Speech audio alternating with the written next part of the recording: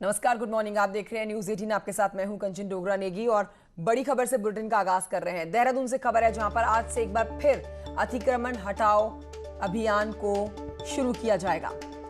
सुबह 8 बजे से प्रशासन की ओर नगर निगम की टीम शहर में सार्वजनिक इलाकों में किए गए अतिक्रमण को हटाएगी। हाईकोर्ट के आदेश के बाद मंगलवार से इस अभियान को फिर से शुरू किया जाएगा। आज से ही इस अभियान को एक बार फिर से शुरू किया जाएगा। एक हफ्ते में हाईकोर्ट में रिपोर्ट भी सौंपी जानी है। पुलिस प्रशासन और नगर निगम के जॉइंट ऑपरेशन में 4 जोन में ये कार्रवाई होगी।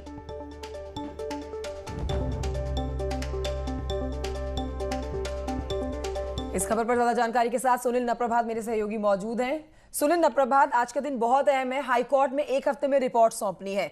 अतिक्रमण हटाओ का आगाज आज से हो जाएगा, तो आज किस तरह से इस ऑपरेशन को अंजाम दिया जाएगा, जिसमें पुलिस और प्रशासन नगर निगम के जॉइंट ऑपरेशन में 4 जोन के साथ ये कार्रवाई करने वाली है?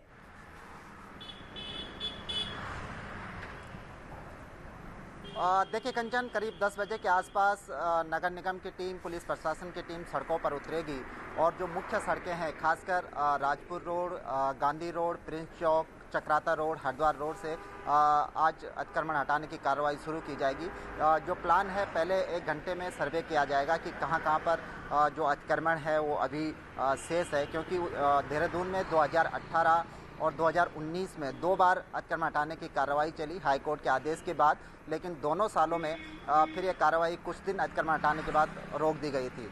आप अभी मैं हरिद्वार रोड पर खड़ा हूँ। आप देखिए कंचन कि ये पिछले साल 2019 में ये अतिक्रमण तोड़ा गया था, अतिक्रमण हटाया गया था, लेकिन उसके बाद इसको ठीक नहीं किया गया। यानी प्लान ये था कि अतिक्रमण हटाने के बाद उसका सौंदर्यीकरण किया जाएगा, प्रशासन वहाँ पर बाउंड्री करेगा, लेकिन ये जो अतिक्रमण ध्वस्त किया गया था, ये इसी तरह से तमाम इलाकों में पड़ा हुआ है, बिखरा पड़ा हुआ है। कई जगह ये स्थिति है कि वहाँ से मलबा नहीं हटाया गया।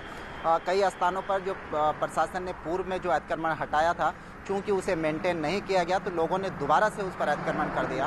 तो आज ऐसे तमाम स्थानों पर जहाँ से अतिक्रमण हटाया था दोबारा इंक्रोचमेंट हो गया, और जहाँ से हटाया नहीं गया था, ऐसे करीब 1,500 स्पेस चिन्हित किए गए, वहाँ पर अतिक्रमण हटाने की कार्रवाई शुरू की जाएगी। लेकिन जो सबसे महत्वपूर्ण है वो है राजपुर रोड। इस पर बड़े होटल्स हैं, बड़े कॉम्प्लेक्स यहाँ पर हैं, कॉमर्शियल कॉम्प्लेक्स। उन पर प्रशासन पहले भी कई बार कार्रवाई करने की बात करता रहा है, लेकिन आज तक राजपुर रोड से अतिक्रमण नहीं हटा, और ये सबसे पॉश इलाका है जहां पर अधिकतर ट्रैफिक जाम की समस्या पैदा होती है। आज देखना होगा कि प्रशासन की टीम जब इस इलाके में जाएगी, क्या वो अतिक्रमण हटा पाती है या नहीं हटा पाती। करीब हफ्ते भर। ठीक है सुनील, आप बता रहे हैं कि 1,500 के करीब आज जगहों को पॉइंट किया गया है, चिन्हित किया गया है, जिनके ऊपर आज कार्रवाई की जाएगी।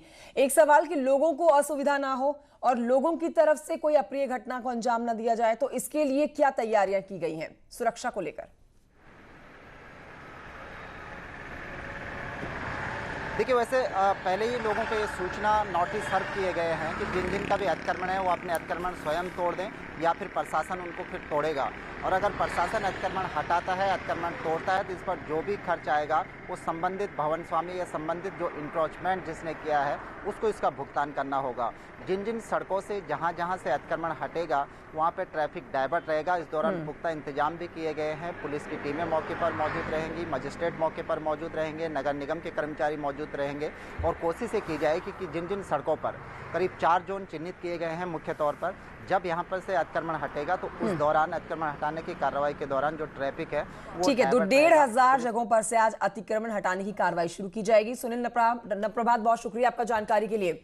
बढ़ते हैं आगे। मसूरी वन प्रभाग से खबर है, जहां के अंतर्गत ही गुनियाल गांव के आसपास के टाइगर देखे जाने की सूचना ने वन विभाग को चौंका कर रख दिया है। टाइगर की बाकायदा फोटो भी वायरल हो रही है। बताया यह भी जा रहा था कि टाइगर रात गुनियाल गांव क्षेत्र में घूमता हुआ दिखाई दिया। इससे लोगों में दहशत पैदा हो गई। वन विभाग भी इस फोटो को देखकर हैरान नजर आया, क्योंकि मसूरी वन प्रभाग के पूरे क्षेत्र में आज तक टाइगर रिकॉर्ड नहीं हुआ है। इससे वन विभाग को आशंका भी हुई। विभाग ने देर रात मौके पर टीम भेजकर जांच शुरू की, तो एक युवक पकड़ में आ गया, जिसने फोटोशॉप के जरिए गुनियाल गांव क्षेत्र में टाइगर होने की ये फोटो क्रिएट की और उसे वायरल कर दिया। वन विभाग ने युवक को कड़ी चेतावनी देने के बाद छोड़ा है।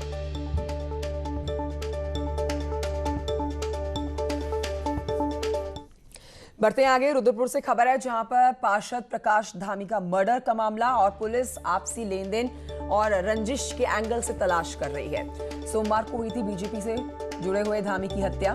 खनन और प्रॉपर्टी के काम में था इन्वॉल्व धामी और पिछले साल एक खनन कारोबारी की हत्या में था नामजद।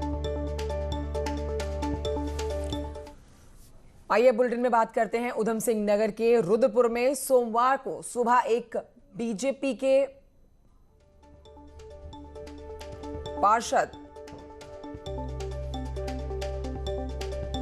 बताया जा रहा है कि घर के बाहर हुई थी पार्षद की हत्या और पुलिस ने 10 लोगों को इसमें हिरासत में लिया है। लगातार पूछताछ जारी है हिरासत में लिए हुए 10 लोगों से। ये देखिए गाड़ी जो आप देख रहे हैं सीसीटीवी फुटेज में, इसी गाड़ी में हमलावर आए थे और अंधाधुंध गोलियां बरसाते हैं। पार्षद की हत्या के ये आरोपी, जिनकी अभी तक धरपकड़ नहीं हो पाई है, सीसीटीवी कैमरे की ये तस्वीरें हैं। 10 लोगों को हिरासत में लिया गया है और बताया जा रहा है कि कार में सवार ये लोग आए थे जो कि पार्षद प्रकाश धामी के घर के बाहर आते हैं और गोली मारकर फरार हो जाते हैं। घर वाले घायल प्रकाश को लेकर अस्पताल भी गए थे जहां उनको मृत घोषित कर दिया गया। ये 2 तस्वीरें आपके टेलीविजन स्क्रीन पर। पुलिस को गोलीकांड के सिलसिले में कई अहम सुराग हाथ में लगे हैं। फिलहाल आपके सामने सीसीटीवी की फुटेज। सोमवार को मुख्यमंत्री त्रिवेंद्र सिंह रावत ने राज्य स्तरीय दिशा समिति की मीटिंग ली है जिसमें केंद्र की स्कीम और प्रोग्राम में किस तरह से काम हो रहा है इसकी समीक्षा की गई है। मीटिंग में सीएम ने अधिकारियों को निर्देश भी दिए। सभी काम तय वक्त पर होने चाहिए। कोविड की वजह से कोई देरी की भरपाई नहीं की जाएगी। डबल एनर्जी के साथ काम करना है। सीएम कहते हैं कि जिन गांवों में अब तक कनेक्टिविटी नहीं है वहां पर कनेक्टिविटी से जोड़ने के लिए प्राथमिकता दी जाए। मीटिंग में सांसद अजय भट्ट, अजय टमटा के साथ साथ और भी कई आला अफसर मौजूद रहे। वन विभाग में कैंपा फंड की तहत 10,000 बेरोजगारों को रोजगार देने का रास्ता करीब करीब साफ हो गया है। न्यूज 18 ने आपको बताया था कि 12 अक्टूबर को उत्तराखंड कैंपा की संचालन समिति की मीटिंग में इस प्रस्ताव को रखा जाएगा। मंगलवार को मुख्य सचिव की अध्यक्षता में हुई संचालन समिति की मीटिंग में 265 करोड़ के बजट के प्रस्ताव को हरी झंडी दे दी गई। अब इसे जल्द भारत सरकार को भेज दिया जाएगा। कैंपा फंड में विकास योजनाओं के लिए जो वन भूमि एक्वायर की जाती है उस जमीन के बदले जो पैसा दिया जाता है वो कैंपा फंड में जमा होता है। राज्य अपनी कार्य योजना बनाकर केंद्र को भेजती है और केंद्र उसके हिस्से का पैसा रिलीज कर देता है। इस साल के लिए राज्य सरकार को 228 करोड़ रिलीज किए गए थे, लेकिन राज्य सरकार ने अब 265 करोड़ और केंद्र से मांगे हैं। आपको यहां बताएं कि वन विभाग 10,000 सीजनल वन प्रहरी नियुक्त करेगा। उन्हें 8,000 रुपए हर महीने दिए जाएंगे।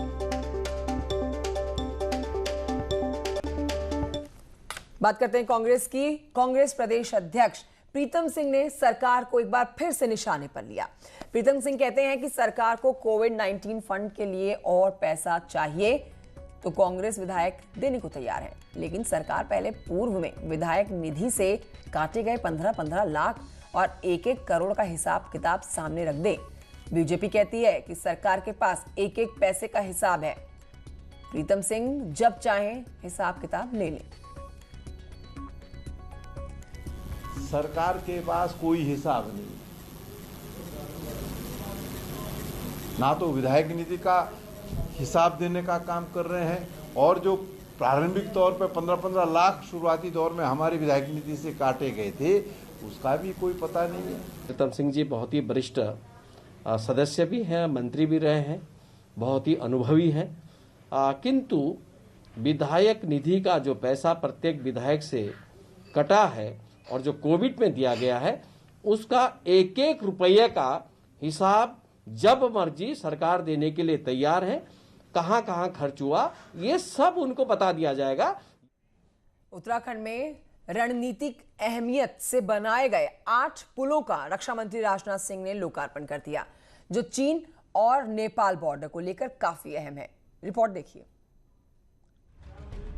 सीमा पर भारतीय सेना के बुनियादी ढांचे को मजबूत करने के लिए रक्षा मंत्री राजनाथ सिंह ने वेबिनार के जरिए 7 राज्यों और केंद्र शासित प्रदेशों में BRO द्वारा बनाए गए 44 पुलों का लोकार्पण किया।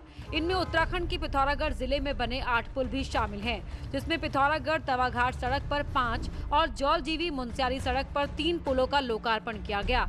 और इन 8 पुलों को सीमावर्ती क्षेत्रों के लिहाज से महत्वपूर्ण माना जा रहा है, क्योंकि ये दोनों सड़कें चीन और नेपाल बॉर्डर से लगे क्षेत्रों में बनी हैं। लोकार्पण कार्यक्रम में सीएम त्रिवेंद्र सिंह रावत भी वर्चुअली कनेक्ट रहे।